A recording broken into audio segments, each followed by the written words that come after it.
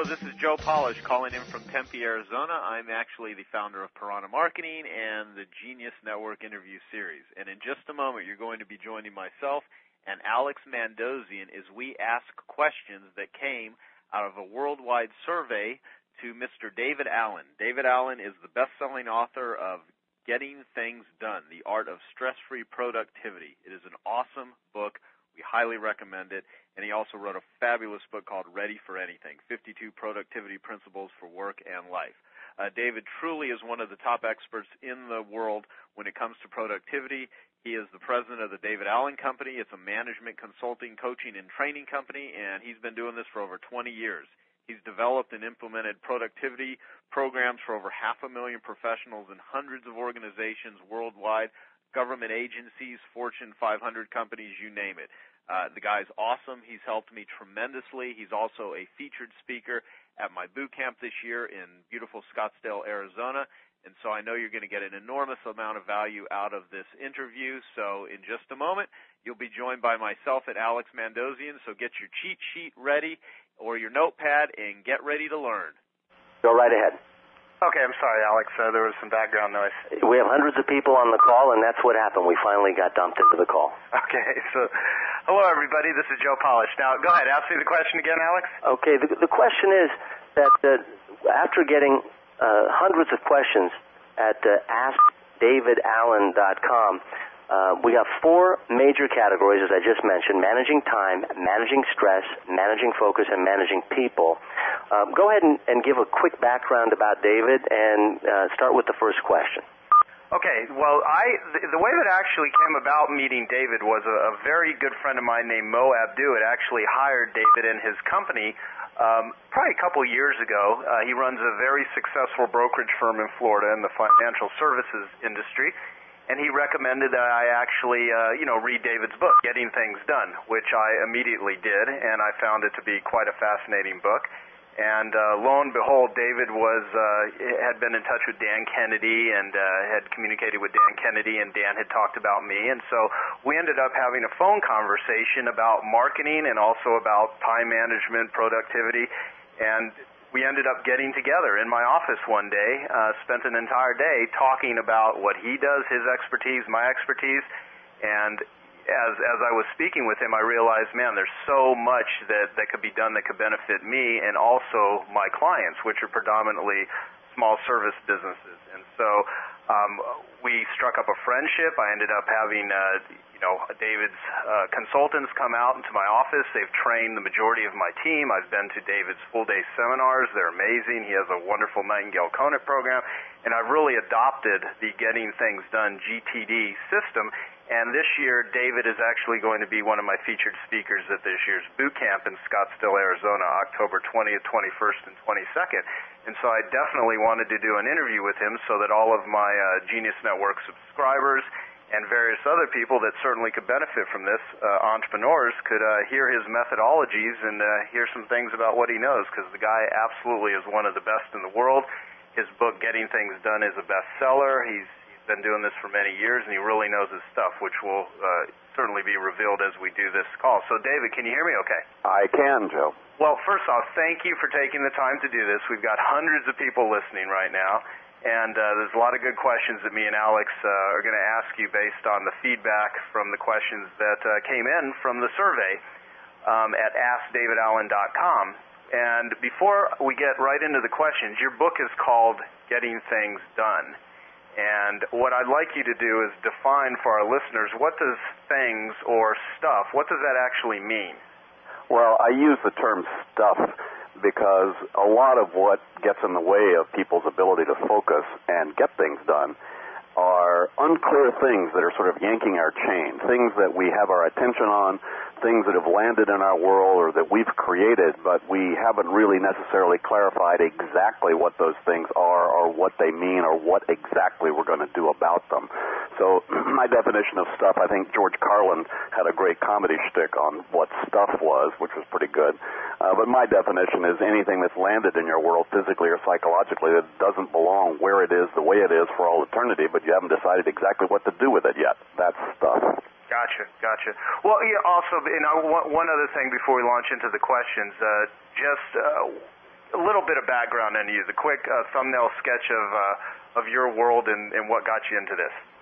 Well, I got into this world actually because I helped a lot of friends start businesses. I sort of didn't know what I wanted to do when I grew up, for many, many years. I added up by the time I was 35, I'd actually had 35 professions.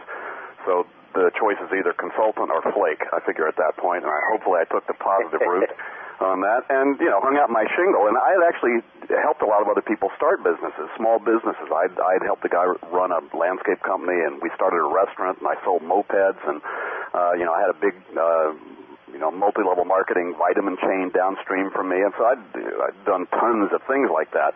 At a certain point, I realized, though, I had another field of interest, which was sort of a non-traditional approach of curiosity to human nature.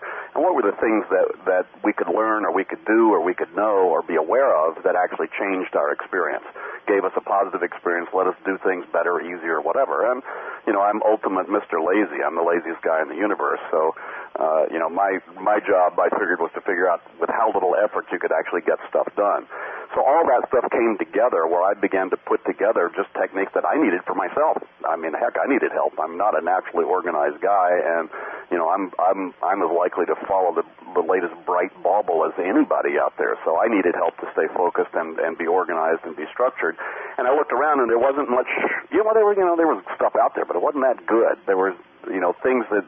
All of those different kinds of time management and other approaches, they all had good stuff that were parts of them, but they didn't quite map to my world. So, long story short, I wound up cobbling together and researching and honing and putting together a set of best practices that I was discovering for myself that really did work. And I just looked around one day and realized nobody else seemed to put it together, so I wrote the book, raised the flag, and, was just curious who was going to salute. So, that's a very, very short version of a very long story, and that's 20 years thereof. But that's a starting point anyway. Great, thank you. I just wanted our listeners to get some background. I mean, you have 43,000 people currently that subscribe to your newsletter.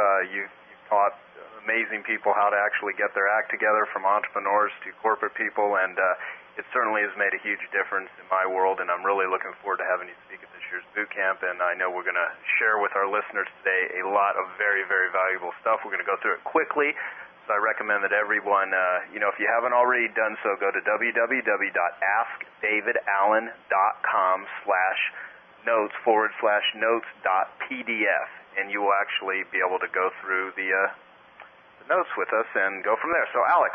I'm on, and again, it's askdavidallen.com/notes.pdf. Allen is spelled Allen. And if you missed the introduction, remember, we started this whole thing with a worldwide survey.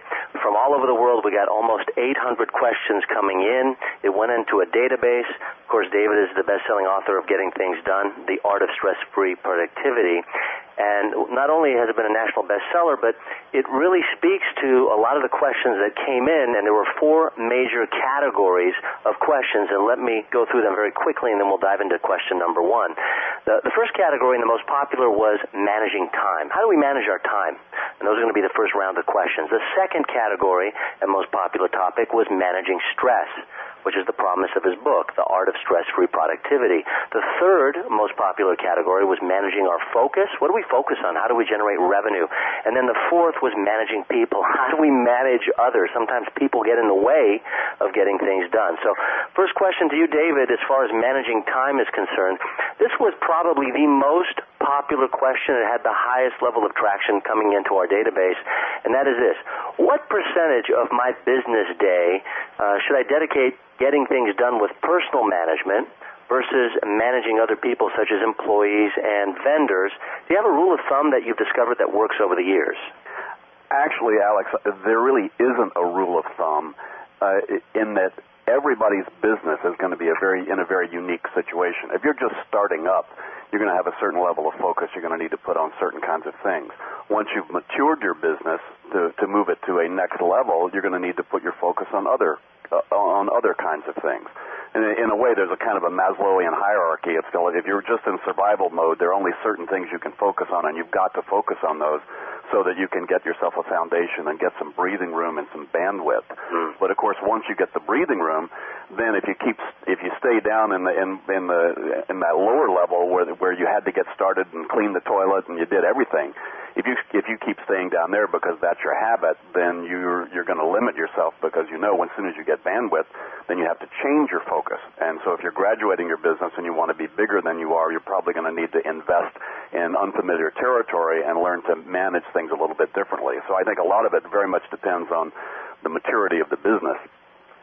And do things change as the business become more mature? Do we focus more on things or on people as the business grows faster and faster? Well, I think a lot of that has to come back to what do you want, because some people, being bigger, in terms of global and having 600,000 employees is not exactly a lot of people's idea of a good time. Quite frankly, some people say, look, I want to keep this small. I want to keep the quality up. I don't want a big staff. Because that's really where I'm going. So ultimately it's going to have to come back to what I call 30 and 40,000 foot stuff, maybe even 50,000 foot, which is what's really important to you in terms of lifestyle, and then how is your business going to be designed to support that. And you're going to have those end outcomes in mind before then you can back it up to say, okay, wait a minute, how big do I want to get this thing, and therefore what do I need to invest in order to get it there? Got it.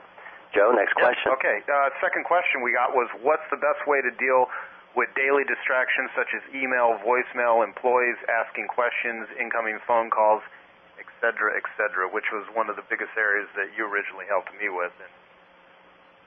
Yeah, well, it's a good question. I hate to say it's more complicated than a simple answer, but frankly, if they are distracting emails and voicemail and employees, you should just get rid of them. Close your door, don't let them in. However, if you ask any top chief executive who's very successful, they'll tell you that their world is managed by unexpected emails, voicemails, and employees walking in and phone calls. That's how they manipulate their world. That's how they manage their world. So the key is not so much that you get those. The key is, are you relating to those as opportunities, or are you relating to them as distractions? Now, that may be as much your own ability to manage yourself.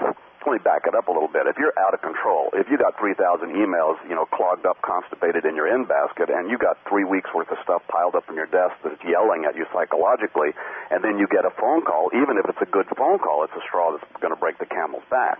If, however, you start with a clean deck, like most really, really good executives do, they start the day getting nice and clean because they want to be ready for interruption and surprise, because that's where their opportunities come, and their ability to deal with that is their competitive edge.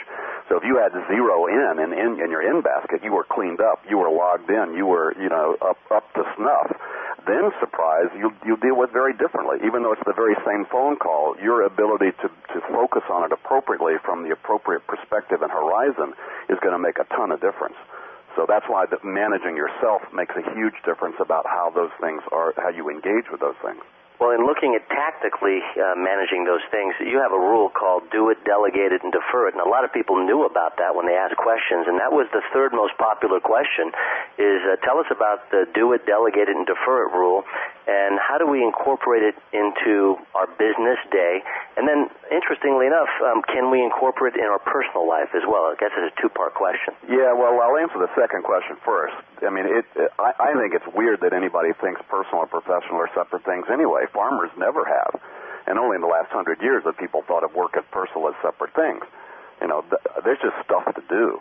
You can call it business, you can call it personal. So every single thing we work and coach people with is equally applicable across your personal life, because my definition of work is anything you want to get done that ain't done yet. So get kids into the camp, buy the company, get a puppy, it's all work. If it's something you want to do, you're committed to, and you haven't done it yet, and how you're engaged in moving toward those things that you've made commitments about is a whole lot about whether you're in stress or not about it. So let's just assume, yes, this all relates to both personal and professional, but the rule of do it, delegate, and defer it is just a great tactical way to engage with stuff as it comes at you or as it pops in, so that it doesn't lie fallow. We've all heard the admonition, handle things once. That's actually not true. If that was true, you'd never have a list, because you just handle everything and finish it as soon as you saw it, but you'd also be highly effective. If your battery went dead on your flashlight, and you didn't have batteries, you'd have to drop everything, get in your car, drive to the hardware store, buy batteries. If handle things once was actually the appropriate admonition. What they're really talking about, when they say handle things once, is don't let stuff lie fallow without deciding what the action step on it is. And then once you've decided the action step, get it in motion. And that's where you either do the action if you can, and that's the 2-minute rule. Basically, anything you can finish in 2 minutes, if you're ever going to do it at all, you should do it the first time it pops into your psyche, because it's pure efficiency. It'll take you less time to do it than it would be to organize it and look at it again. David, can I actually have you really go deep with that, just to reiterate it, because I think it is such a powerful, simple thing that I never even thought about until, I met you, the 2-minute rule. I mean, what exactly does that mean? I want everyone to, write that down in their notes, 2-minute rule. Yeah, that's a good one. I mean, anybody listening to this, if you haven't already incorporated the 2-minute rule, it will give you an extra 6 months of real time to your life. It just simply says, look, be Teflon. Anything you pick it up. You pick up a piece of paper and go, what's the next action? And, oh, God, I really need to zip off an email to Fred about that. Well, how long would that take? If you can do that in 2 minutes, I don't care how unimportant the thing is. If you're ever going to do the, email Fred at all, zip around and whip it out right then.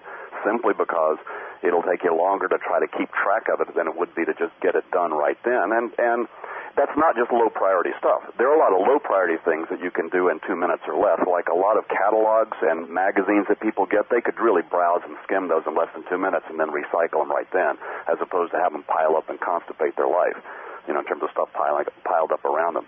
But it's not also just the unimportant stuff or the less important things.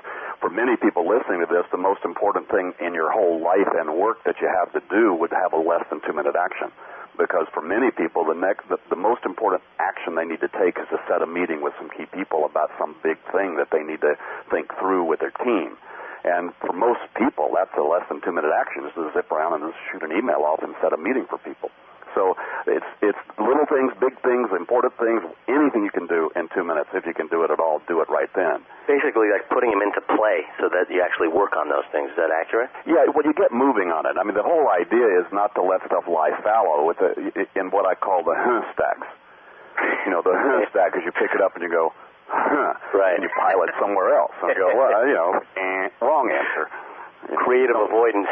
Right. Well, look, actually there's a 4th D. It's do it, delegate it, defer it. It's actually dump the thing if you can. I mean, so my general, I'm getting so old and cranky these days, and most people have just let so much crap pile up in their life. My first admonition is just throw everything away. Just throw everything away. And they go, no, I have to. Okay, well, if you have to keep it, then you go to the do it if you can finish it in 2 minutes. And then if you can't throw it away and you can't finish it in 2 minutes, then is there anybody else in your life you can hand that to and get them to do it? That's called delegate. And then finally, the last resort, the court of last resort, you can't dump the thing, you can't finish the action in 2 minutes, and you haven't got anybody handed off, you're it. That's then what you defer or park basically into your system of how you keep an inventory of your actions you need to do that you can't do right then, but just need to have available to you. Excellent. Yeah, I mean, you have a workflow diagram that actually really goes over do it, delegate it, defer it, which is in your book, which is fabulous. I even have it literally right in front of me right now. It's been here in I'm in my home office permanently for the last year.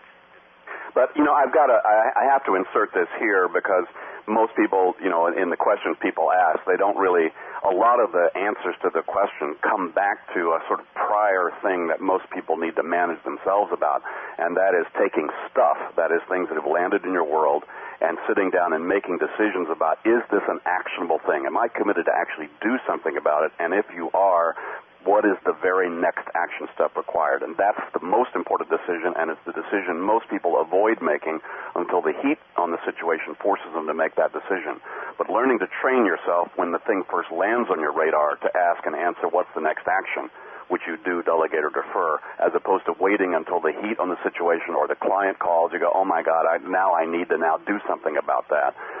Or Joe, you wait until, oh my gosh, the newsletter's, not out exactly. yet. What do I do? And the heat forces you to make the decision, and that's a huge key to stress-free productivity. Yeah, let me also mention to the listeners too that I actually pride myself in getting a lot of stuff done, and in a lot of ways I almost wear it kind of as a label, like, oh yeah, I can take on all these projects, I can do all of this stuff. And prior to meeting you, psychologically, it never really was believed that I actually could utilize email and ever operate with my email at zero, meaning an empty inbox. And when I had first started working with you and your team, I had over 3,000 emails. There was a period of time where I went 5 months without even having email because I didn't know how to process it. And, I have a whole staff of people, including one full-time wonderful assistant named Gina, and then Eunice, who's worked with me for 10 years, that, pretty much know me and know my personality and how I do things. And even with them, keeping things in line, I just didn't have a system. And now I'm happy to say to everyone, because I really did not believe that you actually could get, email down to zero, at least from my world and my paradigm. And it is possible, and within literally 3 weeks of working with you initially, reading the book, I ended up getting my email down to zero. And it doesn't get there every single day, but I will go in spurts where it'll kind of catch up, and then I process it, and the amount of pressure that takes off, just mental pressure that relieves is amazing. So anyway, let me ask you the fourth question that we got. Sure. The startup business, how is it possible to manage business development tasks such as marketing, advertising, outsourcing partners, vendors, etc., and still have time to do the financial bookkeeping and personal finances for taxes? Do you believe that someone would actually ask that? Well, a lot of people did. No, I know. That's a biggie because bookkeeping can eat you alive if you let it. I've had my own business. I've worked out of a shoebox, and worked that way and watched businesses grow. And it's so easy for those things just to eat you alive, and get wrapped around the axle of a lot of the admin stuff that can do that. And you have to walk this tricky little line. That's why being your own entrepreneur is not for everybody. I mean, everybody would like to do that, but boy, now you got to wear a lot of hats. And when you're wearing the count the pennies hat, that's a very different psychological set than, hey, it's party time, come on in, we're cool, let's go schmooze and build relationships and sell. And those are very, very different kinds of activities. I would recommend that what people do sooner than later, if they haven't done any kind of self-analysis or the profiles like the DISC model, D-I-S-C, or Myers-Briggs, or any of those kinds of models out there. We use them a lot, and it's a real good self-awareness tool to find out what it is that you do naturally and easily, and what's your weak suit.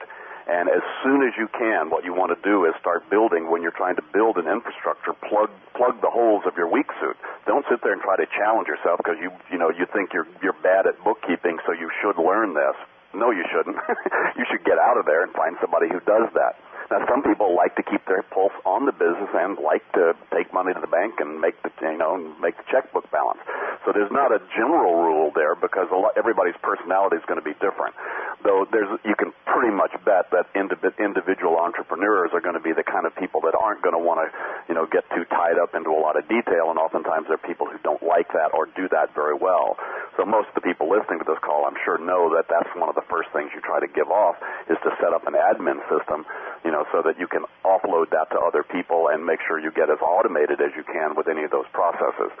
As a general rule, the problem, though, is that if you haven't done it and you don't have your mind in there, a bookkeeper or an accountant can wrap you around their finger and charge you tons of money for something that's absolutely not required. So it's tricky business. How do you keep your focus on the big picture, but at the same time, keep a pulse on the detail as much as you need to so the thing doesn't get out of control? And, the thing is, if you're focused away from revenue-generating activity and counting beans, sometimes the revenue doesn't come in, and so it is a tricky balance. And I delegate it, but is there a rule of thumb of when it's time to delegate? Is there a certain revenue? Whenever you can. Absolutely. I mean, and it's tricky business because people cost money and systems cost money and all that. It's all about as with everything, you have to turn around regularly and say, do we need to focus on our process right now, or do we need to focus on sales? I mean, very simple little back-of-the-envelope consulting that I was trained in years ago is that your business is always going to have a weak suit of the three major things: operations, admin, or sales. If sales are great, but you can't go deliver the product, then you better focus on operations. If you got good sales and good operations, but you can't keep track of the money, then you better turn around and focus on your process. Or maybe you got a great process and you got a great product getting out the door, but nobody's calling on the phone. They'll drop everything, get out and hustle. You need to build the sales. So there will always be admin, operations, or sales as one of your weak suits. So you just need to be, cautious enough and careful enough and reassess regularly. You need to consult with yourself regularly to say, okay, where do we need to put our attention right now? What most has our attention in the business? And pay attention to that and don't run away from it, whichever one that shows up as your intuition. David, let me ask you about, one thing that you mentioned is, defining the stuff you need to do versus actually doing the stuff. I mean, I don't know if there's any, rule of thumb for entrepreneurs out there in terms of just processing time that an individual needs to take on a daily, weekly basis. What recommendations do you have? Well, the truth is, and this is based on thousands of hours, quite literally thousands of hours, me and my staff have spent with some of the best and brightest people on the planet, including people like you, Joe, sitting down at their desk. I can tell you it takes about an average of 30 seconds per item and to decide what it means, decide the action step, and organize it into your system, assuming you have a system set up to do that, and assuming you know what the process is in terms of how to make a decision right on the front end. So if you take that number, say, okay, half a minute apiece, that tells you, well, okay, add up how many emails a day, voicemails, pieces of paper, ideas you have, phone calls, inputs, conversations, and multiply that by half a minute apiece, and that'll tell you how much time it takes to define your work, not to do your work, but actually to define it. And that means, for most people, somewhere between 45 minutes and an hour and a half a day of just time that it takes to sit there and stay on top of, what things mean to you. I'm a big Peter Drucker fan, the great, management consultant and author and writer. And Drucker, was one of the first people who began to define that we're living in a very different world these days than the old make it and move it world. 50 years ago, 80% of the workforce just made things and moved things. So when you make and move things, you show up in a big pile of unmade, unmoved things, make it real clear what to do. But now that's less than 10% of the workforce, which means 90% of us show up and don't know what the hell to do. We have to sort of make it up, and there's nobody doing that. And especially if you're an entrepreneur and running your own show, there's nobody. You're not showing up with a nice, pretty pink bow on a nice big list called here's the 43 projects you have, and here's the 123 actions you need to do about them. You've got to do that, and that's true about your secretary, and it's true about you. Everybody's got to sit down and figure out what the heck this means and what I'm going to do about it, and that takes time and energy. It takes time and energy to think, and thinking is required to do your work. And that's one of my big rants out there, is most people don't realize that. Well, and it is so true. And in that, if I look at any areas where I get completely bogged down or I am not caught up and I don't know what to do about it, it's because I'm not taking the time to process it. I'm not taking the time to define what the heck I'm actually doing, which then my attention gets, dispersed all over the place because I'm not operating with a clear attention span, and nothing really gets done very well. It's really true. Ultimately, and a lot of the answers, a lot of my answers, the bottom line for several of these questions is going to be you ultimately have to learn to pay attention to what's yanking your chain inside and honestly go follow that and not try to avoid it. And that's going to be very different for, at 6 o'clock tonight than it is at 10 o'clock this morning, based upon your energy, based upon tons of variables. But learning how to listen to that inner voice that's telling you, hey, you need to go work on the books. Hey, you need to clean a drawer right now.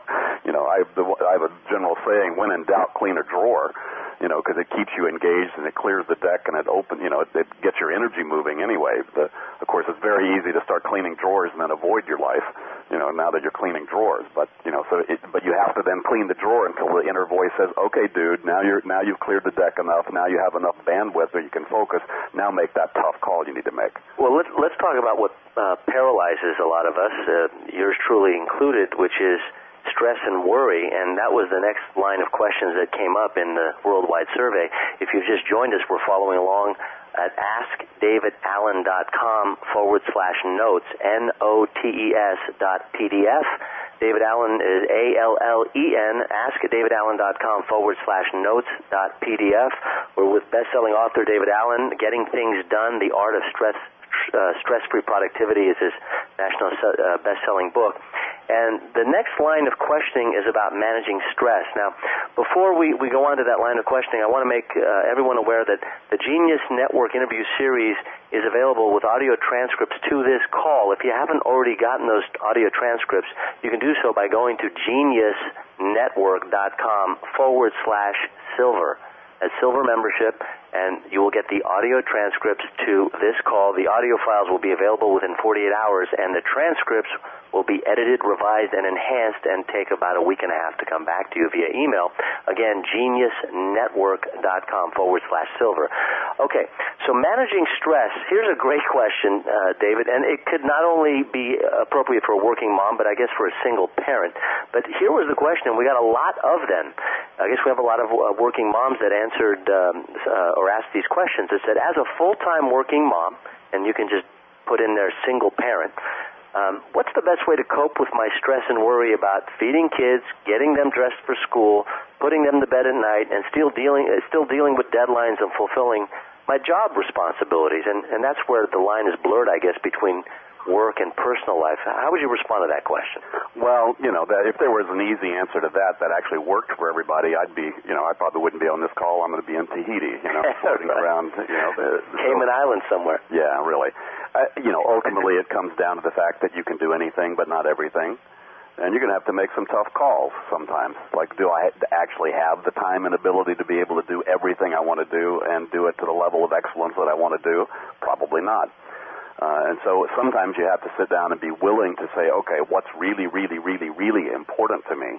And just make sure you make those judgment calls. And sometimes, most people I've come across, the highly creative types, especially the entrepreneurs, their eyes are just a lot bigger than their stomachs. And people are pretty good with taking on new projects, but are pretty crappy about turning around and dropping off just as many old ones as they take on new ones. Well, that's just a formula for burnout. I don't care who it is. Right. But so ultimately learning how to be mature about turning back around and saying, look, that goes, because if I don't, then there's some other things that I'm not going to like, that I'm going to be sacrificing. Do you think that's one of the symptoms of perfectionism, when someone wants to do everything and do it really well? Sure. Yeah, and I think it's part of the human condition that I think we all came from some other planet where we could actually have everything that we thought of.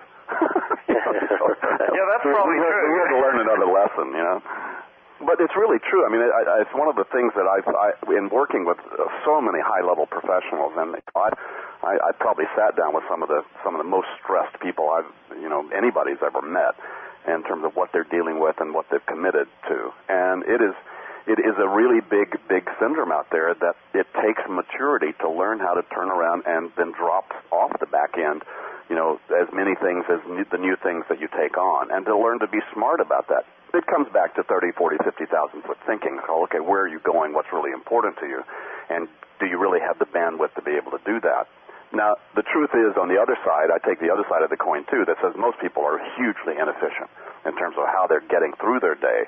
And so getting good systems and getting a good systematic process can let people actually get a lot more done than they're getting done. So, as I say, if people say, well, gee, I'm overwhelmed, should we hire more staff? I say, well, first of all, you better make sure you're as efficient as you can be, because what you don't want to do is add more leaky ships to a leaky ship fleet. So you need to clean up your act and make sure that you're getting done everything you need to get done as easily and efficiently as possible. And then if you're still letting mission-critical things fall through the cracks, and that could be quality time with kids, then you're understaffed or you've overcommitted. And that's where you need to come back around and make those kind of mature judgment calls. Now, as far as maturity, and then we'll go to Joe with the next question, do you mean specifically the ability to make decisions? What do you mean when you say maturity? Yeah, the ability to say no. The ability to say no. Yeah, it's a tough one. It's the toughest call you've got, because, the busy trap is not doing bad things, it's doing good things. You're just not the best things, and everybody just winds up wanting to do so many things, and again, you could do anything but not everything, and learning to make those kind of triage decisions called, well, in order to really make these 4 or 5 or 6 things that are really, really, really important to me happen, I've got to back off these other things. And you'll get better at it. Now, another thing that I teach a lot that makes a big difference for people is most people haven't kept track of the inventory of their commitments. So their self-regulating mechanism has just gone wild inside because they don't know what they've committed to. Once you actually start to keep track of it, it makes it easier to make those more mature decision. That's a very good point. Many of the people listening right now are solo entrepreneurs, many of them working from home, and no one is managing them. They are managing themselves. And I think, keeping inventory is a huge, huge win for them if they start doing that. Do you have a systematic approach to that? There's a very good systematic approach to that. And I'll say, let me give you the quick practical, tactical answer to that is most people need a projects list, and almost nobody's got one. A project list, my definition of a project is any outcome you're committed to achieve that takes more than one step to get there that you can finish within a few months. And most people listening to this have between 30 and 100 of those things right now. And there are very few people listening to this who could show me that list right now. And that ranges from get tires on your car to, finish the kids out for the summer to, make sure that to hire an assistant to research whether I want to learn Spanish or not, to look into the new PDA I'm going to buy, to yada, yada. I mean, you just run through it. And most people aren't even close to being able to have that inventory. And that's what's creating a lot of the psychic drag on their system, is the inability to have all that in an objective inventory, review it regularly to feel comfortable about what you're doing or not doing about all those things. I feel special now because I actually do have that list. Good for you. Well, you listen, Joe. You're a rarity, too. Hey, mine's not current. I haven't done a weekly review, for a few days, and, man, the world is just nuts. I mean, boy, it's coming at me in spades. Great, all kinds of opportunities and all kinds of conversations and all kinds of stuff, and my in-basket's piled up right now, and I haven't had time to sit down and figure out what's a project and what's not over the last few days. Life's like that. But I've got to build in that self-consulting time, and I know how to get clean again. I know how to do it pretty fast. That makes me a little bit lazy, But that's the big key, is knowing that I'm coming back to the well, and I'm going to get that inventory clear. And I cannot imagine this skill being continuously developed throughout life and being implemented and applied to not have so many benefits, not only financially but just stress in general. I mean, I'll do anything if it could save me money, make me money, and reduce stress. And with what it is that you teach, it can accomplish all three of those things.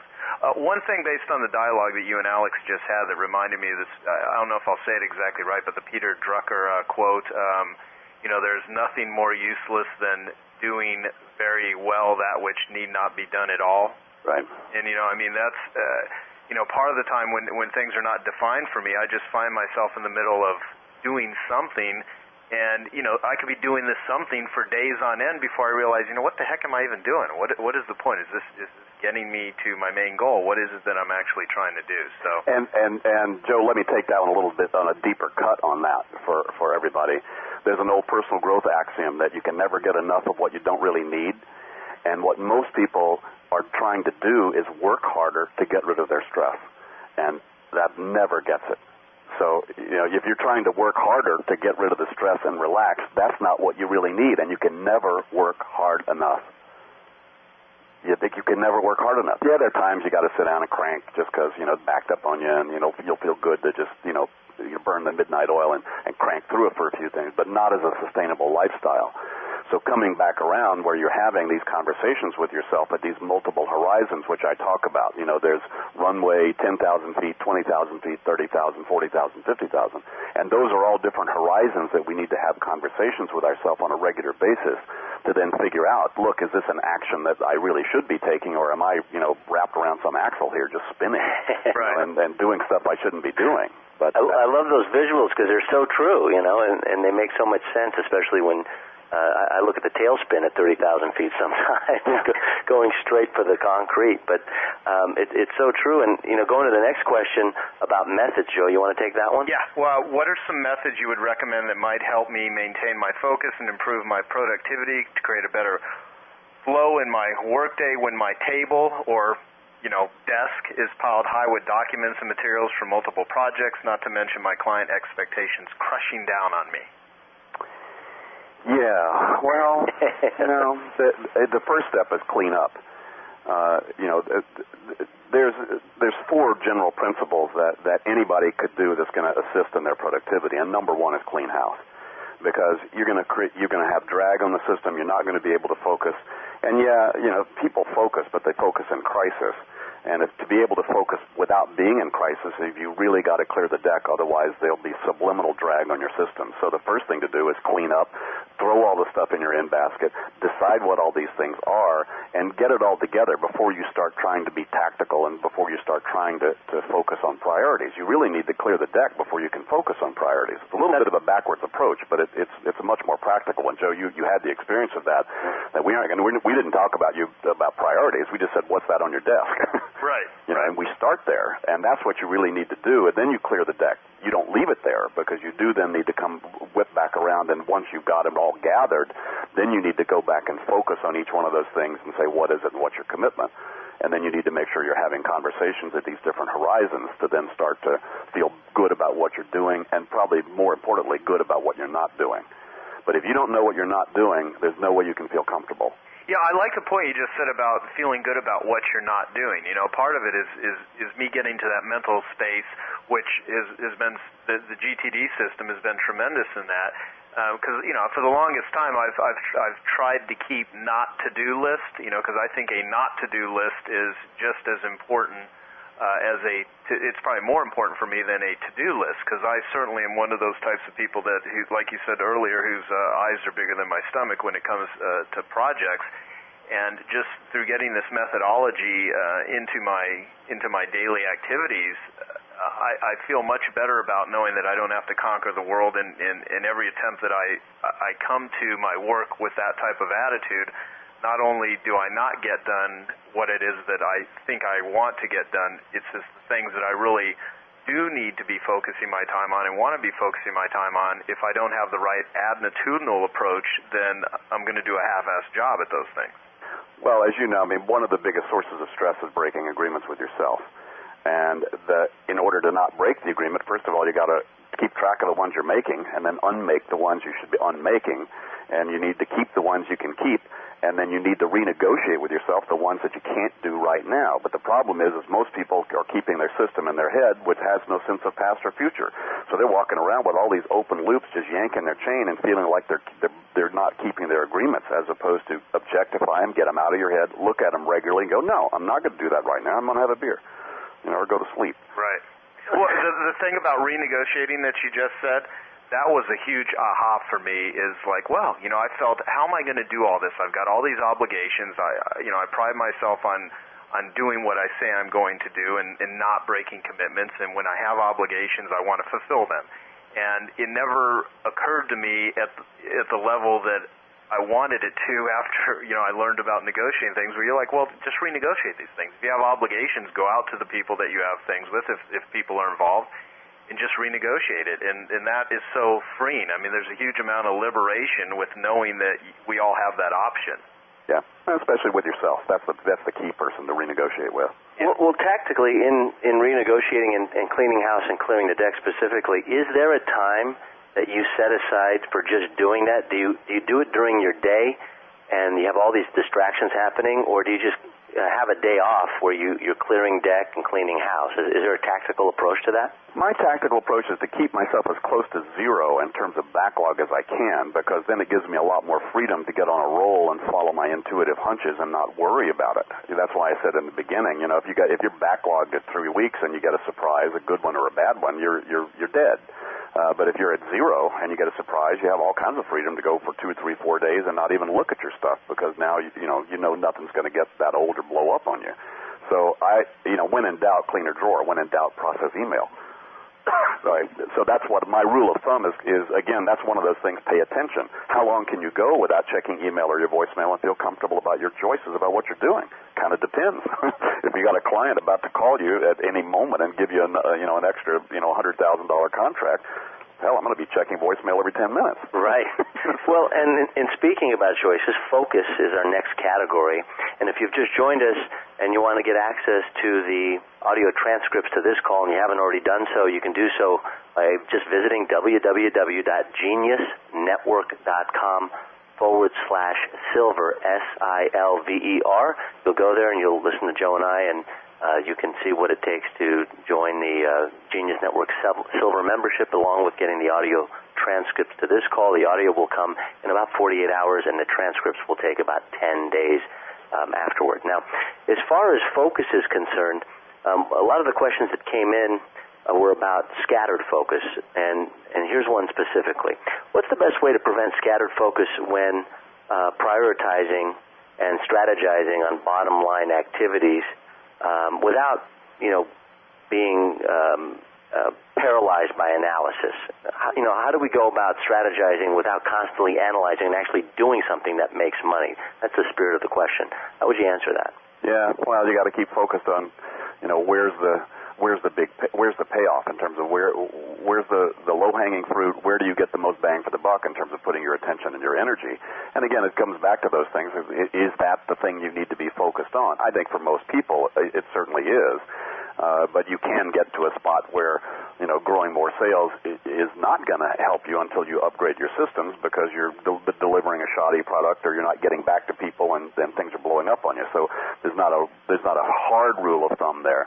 See, Alex, I teach this system for managing all of these things and being able to redirect your focus on call quickly and fast, because that's really your competitive edge, is your ability to refocus on a constant basis at multiple different horizons at any point in time, and the freedom to do that.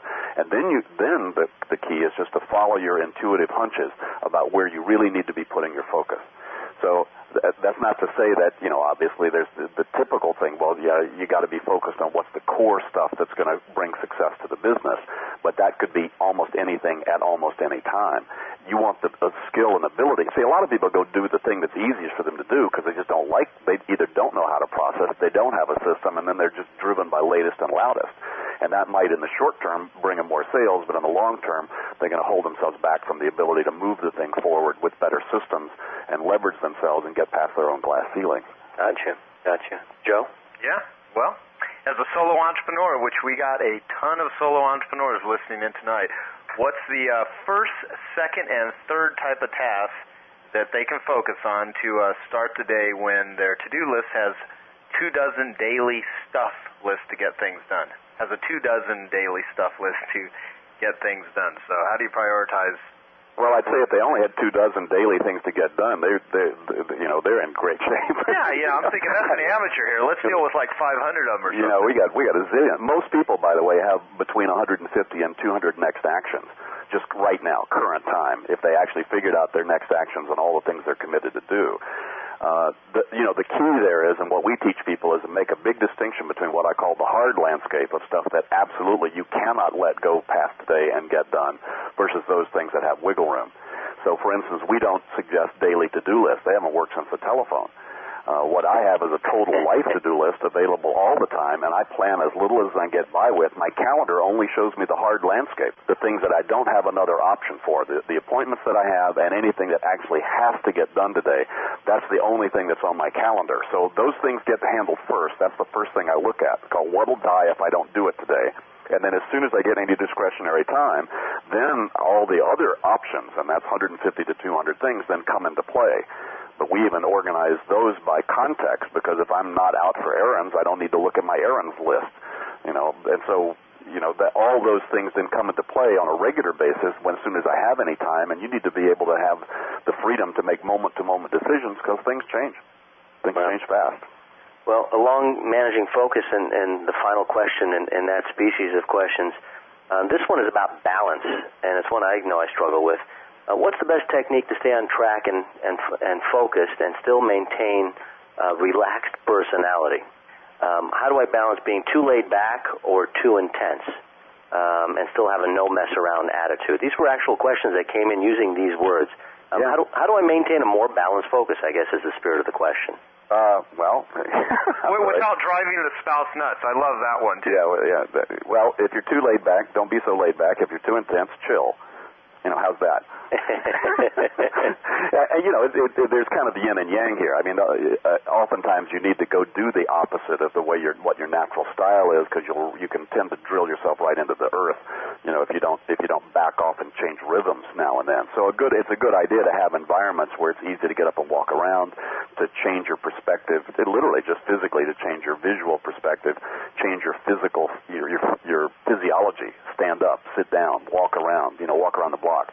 So oftentimes just doing that, because it's pretty easy to get wrapped around things, and lose perspective. Perspective is the most valuable thing you can have. So anything that helps you achieve those kinds of perspectives, sometimes will help a bunch. Ultimately, you need to have an investment in what's really important to you and where do you really want to go, and build those images internally. We know the whole self-efficacy and cognitive psychology game, which is your image of yourself is going to affect perception and performance more than anything.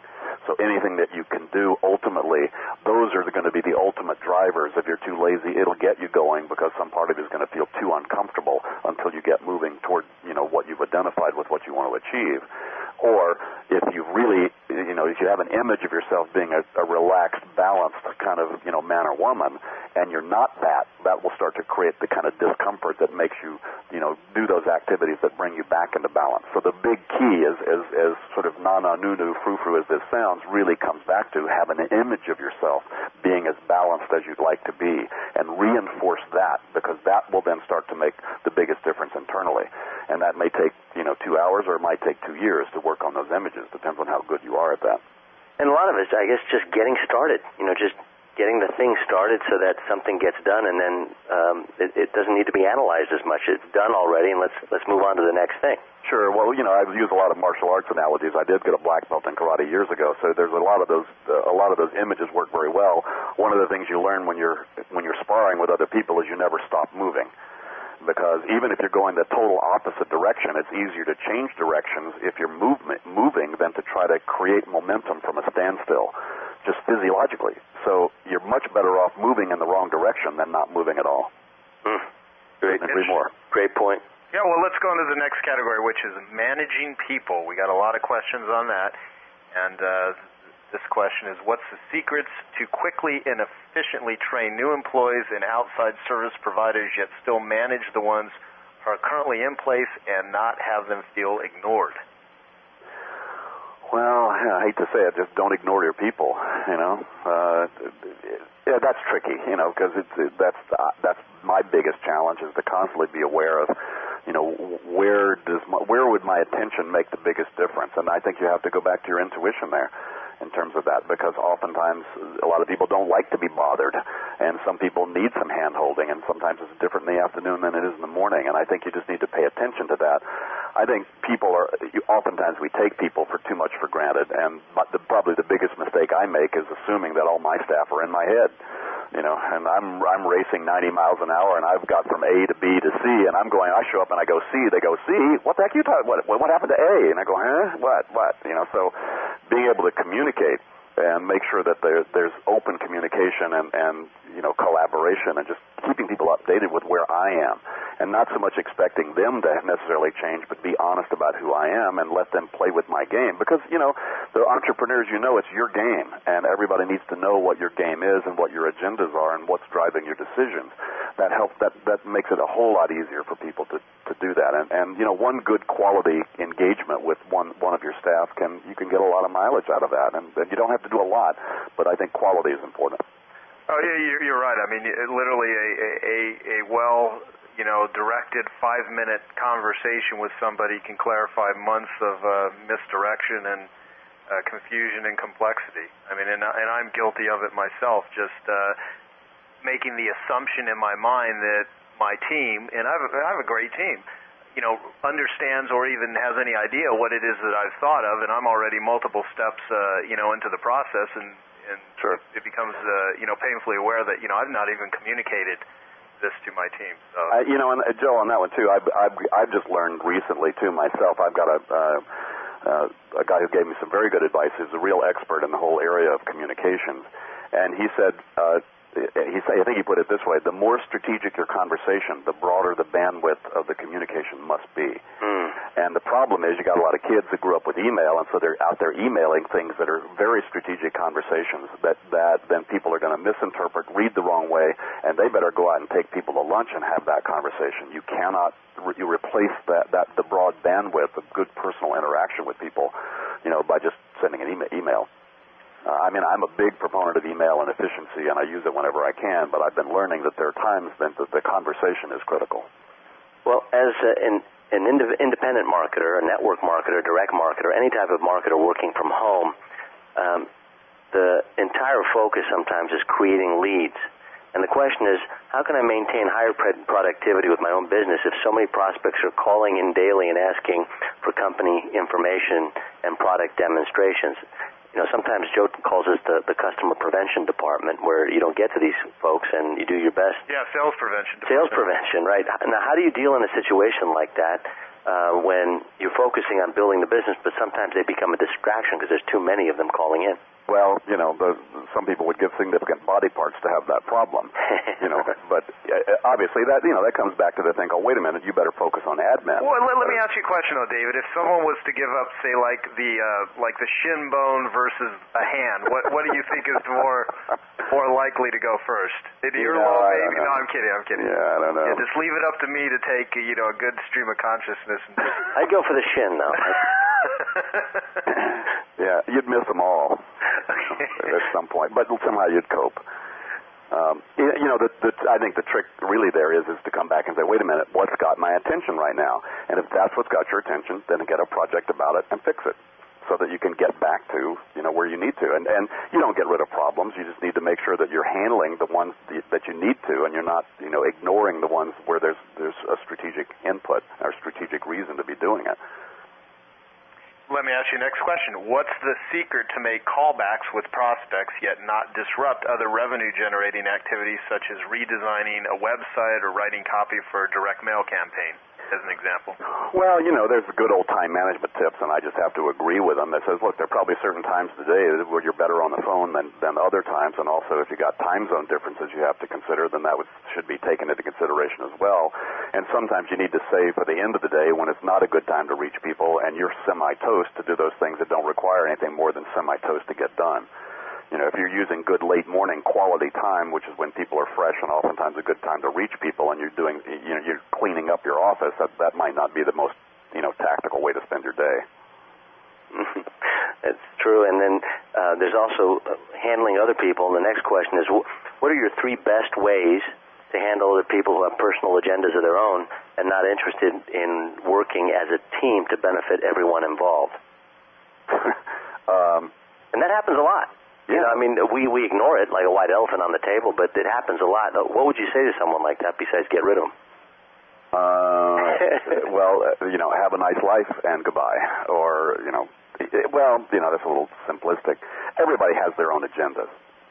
So don't kid yourself that people are doing things for your reasons. So the big key is like, well, so how come you let this slip and have somebody on the team who's not aware of what the agenda is, and how much have you not supported their agenda so that they understand that playing on your team is going to butter their bread? That's your job. It's a great point. And it's decisive. Well, how do you, have you always had an ability to just say no easily, or is this something that you took years of development? What process can the listeners take to be able to say no? For me, it's been very difficult at times, and a lot of times I have found myself saying yes to things and didn't even realize I was saying yes to something. I find myself in projects or in relationships, and I was like, man, how did I even get into this, and how did I make this obligation? So yeah. just the whole art of saying no, what could you speak to about that? Well, the first thing, as I've mentioned earlier, is that you need to keep track of the inventory of what your commitments are. If you haven't, then you'll tend to go crazy saying no, especially if you're a person like me. Sounds like you are too. I am Mr. Approval Suck. I can't stand creating conflict. I love people to have fun. What I can't stand is anybody not liking me for any reason whatsoever. And it took 30 years of personal growth for me to recognize that I'm an approval suck. And it took 30 years to make that okay. And that was worth it, trust me. So just understanding that that's how I'm wired, and not everybody's wired that way, but if we are, that then becomes particularly critical. But yes, it took a good bit of time over the years for me keeping track of what I was committed to. Ultimately, if you try to please everybody, then you please nobody, and then it really falls on your head. So, that part of the maturity is, keeping track of what your agreements are so that you're not, they're not willy-nilly. A good example of that, I'll bet most people listening to this have let reading material just spread all over their life, stuff they've told themselves to read. all they have to do is put it in one box, one little basket, and it's just called, here's all the things that I told myself to read. Just go through your life and pile it all in one place, and then see how differently how much easier it will be to say no to the next magazine that crosses your path. Because you sit there and look at what you committed to, and you go, this magazine versus all, I don't think so. But you wouldn't do that if you didn't have the commitments in front of you. So that's why I say people's self-regulating mechanism has gone wild, because they don't have the feedback about what they've committed to. They don't have the skill to keep track of the inventory of what their commitments are, because it gets subtle, and they're huge. Most people have no idea how much they've committed to, just none. And once you start to get that, it will become easier for you. Now, if your approval sucks like me, then it's a harder row to hoe to sit there and make yourself feel comfortable that that's okay. And just learning that that's really what people want is a clear, solid answer on the front end, and not, Nancy-Pansy and then say yes to get their approval, and then you wind up not getting their approval later on because you broke the agreement. That doesn't work. Okay, and there's a small commitment for anyone who wants to see you personally, David. And Joe, you want to talk about that very briefly in Tempe, Arizona, October 20th, 21st, and 22nd? Yes, we're going to be doing an awesome 11th, I can't believe this is the 11th annual boot camp, Piranha Marketing Boot Camp, and it's going to be filled with phenomenal entrepreneurs. And David is one of my featured speakers, David Allen and David Bach. I've got two of the top experts on the planet, one in financial stuff with David Bach, and David Allen with getting things done and Mr. Productivity. And anyone that would really like to learn this system and go deeper with this process, I recommend that you come to this year's boot camp. It's October 20th, 21st, and 22nd. And that will be in Scottsdale, Arizona. You can get information at my website, www.joepolish.com, and also a site specifically for this year's boot camp where you can read more information about David at www.bootcamp2005. The numbers, 2005.com. And if you have any additional questions, please keep them coming through, because we're curious to see what you have in mind after this teleconference at AskDavidAllen.com. AskDavidAllen.com. Allen is spelled A-L-L-E-N.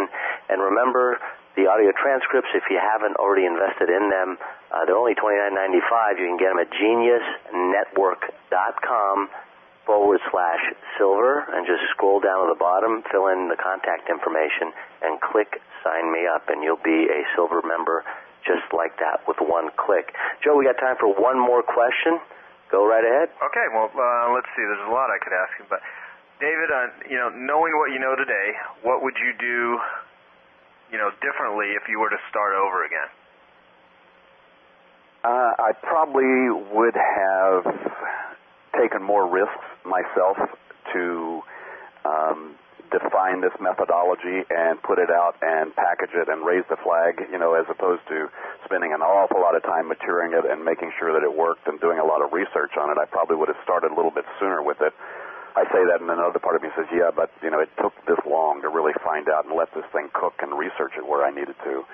So I'm pretty satisfied with the way things have turned out. I mean, my life is fabulous right now. I have lots of great opportunities, and to some degree, I think I would have jumped the gun had I not paid attention to the timing inside of me. I think, there's the answer, Joe. I would have been more gracious with myself that the inner timing was the right timing.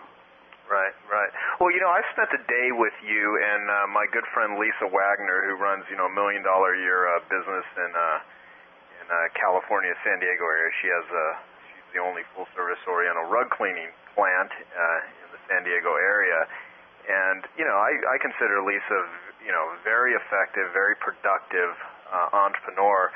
And after spending a day with you, she made this comment to me. She said, I really like that guy. He is one of the calmest people that I've ever met. And, that speaks a lot about how you actually have taken not only the skill set and that you've taught thousands of people how to add this to their life, but just the way you hold yourself. I mean, you truly, from everything I know about you, are certainly someone that not only does a great job of talking the talk, but also walking the walk. And I'd like to ask you if the listeners out there went deep with what it is you teach, read your book, come and see you speak at the boot camp, adopt some of the things that have been spoken about tonight. And I know that that the listeners are getting a lot out of this. I got a fax from my office. It says, the fax that came to me, it says, this David Allen call is phenomenal so far. So I know the listeners are absolutely enjoying this. What are some of the benefits that would happen to people that really, went deep with what we've talked about tonight? What would happen in their lives? What positive changes could take place? The ability to get back to relaxed, focused, in control, inspired, and moving productively at any point in time when you decide to do that. I think that's a big benefit. So. That's great. It's not about staying, with a clear head, but as I said before, it's possible to be buried and have nothing on your mind, and it's an extremely delicious place to operate from. It's the most effective way to deal with life and to engage at all the levels that I think we're here on the planet to engage with, and the ability to be able to understand things that have your attention and how to get them off your mind rapidly in a positive, productive way is an extremely powerful thing to do. And if nothing else, I'm doing this for everybody's grandchildren. Yeah, absolutely. Well, for me, again, I'll let you add anything you'd like to, Alex, or ask anything else if you would like. David, thank you so much for taking the time to do this call with us, for doing the survey. You're going to come and speak at the boot camp, which is phenomenal. I hope that many of our listeners can attend and be there. I know it's just added tremendous value to my life learning this, and I really hope that what we shared with our listeners tonight, that they can take this and add it to their life. I think it could really pay so many dividends and make it easier for people to get along with you if you're an entrepreneur, because I know a lot of our entrepreneurs they're misunderstood by their partners and their spouses in many cases, and just giving people the direction, the confidence, the capabilities to just do a better job of organizing and being productive is so extraordinarily valuable, and I hope that our listeners feel we've done that for them. And I have to say, Joe and Alex, to you both, I'm really excited. As you know, Joe, I've been using your help and advice to sort of move into this world of more individuals and individual users of my stuff. And I cut my teeth in the corporate world, and we do a lot of executive coaching. And, I work in pretty high levels in the corporate world, but there is a soft spot in my heart, as I mentioned earlier, about the entrepreneur and the single, people who are really taking on all these kinds of roles and do that. And I'm very much delighted to have the opportunity to work with you and to be at the boot camp and to have this audience, which really resides a little closer to my soul than a lot of the other work that I've been doing. So I'm delighted to have a venue to be able to share this information with people that I think that can use this right away.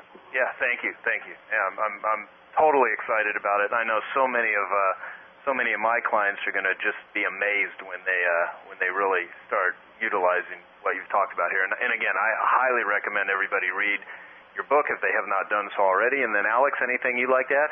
Yeah, I read the book twice. The first time was highlighting. The second time was underlining the highlighting. And it was a great Starbucks read. And my wife, Amy, would say, where have you been for 2.5 hours? And it would be in the mornings. And then it took about 4 or 5 trips to Starbucks in the morning until I polished it off. And the thing that reminded me most, David, is my swim coach in high school used to talk about relaxed intensity.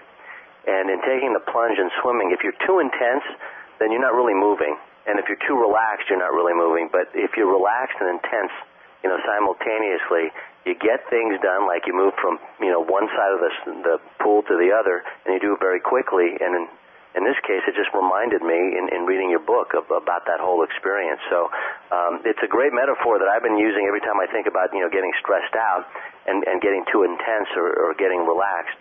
And I recommend the read for anyone. It's in paperback. I'm looking at the version right now. It's a lot of highlighting. I went through, I think, 3 highlighters. But it's called Getting Things Done, The Art of Stress-Free Productivity. It is a national bestseller. And if you want to meet David, definitely make your way out to Tempe, October 20th, 21st, and 22nd. And again, I will tell everyone that if you want to get access to the audio transcript so you can revisit David's counsel over and over and over again in front of your computer, or download it to a CD and read the transcript so you can curl up on your couch and read, or wherever you want to read them, then you can go to geniusnetwork.com/silver if you haven't already done so, and pick them up. The audio will be available, like I said, in 24 to 48 hours, and the transcripts will be available in about 10 days. So, David, I want to thank you, and this was our first teleseminar together. I can't wait to meet you at Joe's boot camp. Me too, Alex. Awesome. So, Alex, is there any way we can unmute the line and see if everyone, to just say goodbye to everyone live? Sure, we'll unmute and we'll just get a loud thank you. You ready? Thank you, Dave. Okay, thank you, David. Hang on, here we go. All right. That's like a language I don't understand. That's okay. There are a lot of people on the line. So good. So we were able to really impart some wonderful wisdom with a lot of people. And David, what is your website for anyone that wants to check out what you're doing and subscribe to your email newsletter and all that good stuff? Sure, davidco.com, DAVIDCO.com. They can click on get a free newsletter, which will keep them updated with our stuff too. Wonderful, wonderful. Alex, thank you. Thank you, David. And on behalf of everyone who's involved, there's a lot of behind-the-scenes thing that made this happen. Rick over at David's company, your whole wonderful team at David Co., and my whole team at Piranha Marketing, and, of course, you, Alex. We wish everyone the ability to get things done and have stress-free productivity, and we hope to see you at the boot camp. And for more Genius Network interviews, just go to geniusnetwork.com. And everyone have a wonderful day, wonderful evening, and we will talk to you next time. Okay, good night, everybody. Good night.